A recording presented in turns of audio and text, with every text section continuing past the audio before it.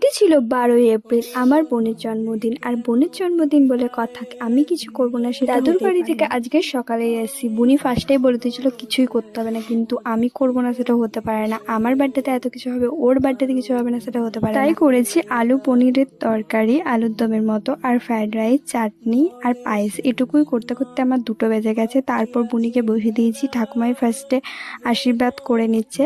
আর জানি না বোনের কেন প্রত্যেক বছর এই দিনটাতে মন কেন খারাপ থাকে। ও সবসময় বলে কিছু করতে হবে না, কিছু করতে হবে না, কিন্তু আমি ছাড়ি না। ওর বার্থডেটা এত ভালো দিনে পড়েছে। ও হচ্ছে হনুমানজির খুব ভক্ত, বাড়িতেও আগেই পুজো করে নিয়েছে। কিন্তু ওর এমনিতেও জন্ম ভালো দিনে হয়েছিল, নীল পুজোর দিনে। তো আজকাল আমি চাই না, কিন্তু মনে মনে সবারই একটা ইচ্ছা থাকে। তাই আমি যতটুকু পেরেছি আমার বোনের জন্য আমি ততটুকুই করেছি।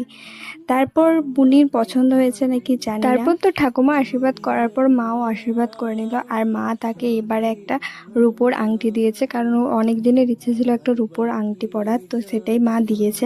আর ঠাকুমা দিয়েছে কিছু টাকা। আর আমি দিয়েছি ওর জন্য যে বার্থডেতে পড়েছিল সেই ড্রেসটা। তো সন্ধ্যাবেলায় চলে গেছিলাম হনুমান মন্দিরে একটু প্রণাম করতে আর ধূপ দেখাতে। আর যেদিকে এত ভিড়, বাপরে বাপ, একটু প্রসাদও পেলাম না। কিন্তু অনেক বলার পর একটা প্রসাদ পেয়ে তারপর আমরা চলে আসি।